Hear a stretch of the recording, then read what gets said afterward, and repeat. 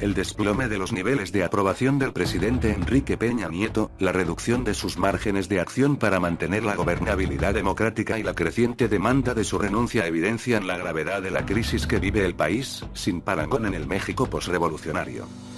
Si a esto se añade que la historia reciente muestra las recurrentes crisis en los 2 últimos años de los sexenios presidenciales proceso 2078 y que los 3 sexenios anteriores a este se debilitaron sensiblemente con la pérdida de legisladores en las elecciones intermedias, llama la atención que en general quienes buscan impulsar una nueva reforma electoral para permitir una segunda vuelta en la elección presidencial se limiten a elevar esta exigencia sin impulsar una reflexión integral y profunda del régimen político mexicano. Es prácticamente un hecho, como señalan estas voces y plumas, que el próximo presidente contará apenas con el respaldo de una quinta parte de los mexicanos, alrededor del 30%, o incluso un poco menos, de los votos de aproximadamente 60% de los votantes potenciales que acudan a las urnas, lo cual sería coincidente con el poco más de 20% de quienes hoy aprueban la gestión presidencial. Pero la segunda vuelta electoral, con la participación únicamente de los 2 candidatos que mayor porcentaje de votación logren en la primera vuelta, para asegurar que el ganador obtiene más de la mitad de los votos y, por lo tanto, previsiblemente el respaldo de alrededor de una tercera parte de los votantes potenciales, no necesariamente se traducirá en mayor gobernabilidad democrática a lo largo de los 6 años de gobierno. Particularmente Vicente Fox, como el primer presidente de la alternancia, llegó a Los Pinos con una gran legitimidad democrática e inició y concluyó su gestión con poco más de 60% de aprobación proceso 2076. Sin embargo, eso no evitó sus atropellos y excesos del último tramo de su mandato, cuando inició el desafuero del entonces jefe de gobierno del Distrito Federal, Andrés Manuel López Obrador, y utilizó la fuerza pública, con pérdida de vidas humanas, para desalojar a los manifestantes de Oaxaca y someter el movimiento laboral de una siderúrgica en Michoacán. Inclusive el riesgo de que se acentúen las debilidades del presidencialismo puede acrecentarse, pues el nuevo mandatario estaría conviviendo con un Congreso, al menos, la Cámara de Diputados dominado ampliamente por legisladores postulados por partidos opositores al suyo, como les sucedió particularmente a los 2 titulares del Ejecutivo panistas Vicente Fox y Felipe Calderón, en la segunda mitad de su mandato.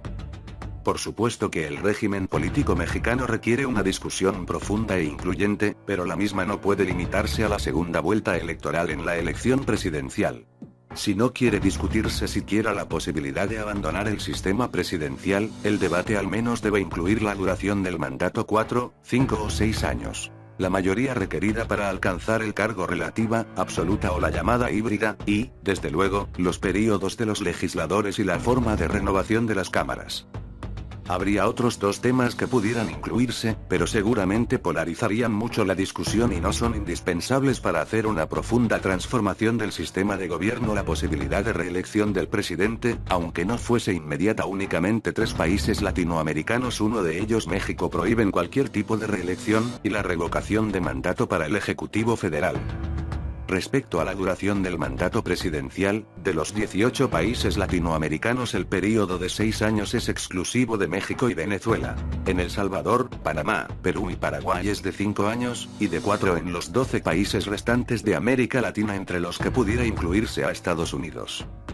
Y para los que argumentan que 4 años son muy pocos, de todos los países de la región, 7 permiten la reelección inmediata. 3 prevén la reelección luego de al menos un período fuera del gobierno: Costa Rica, Uruguay y Chile, y 2 de plano la prohíben.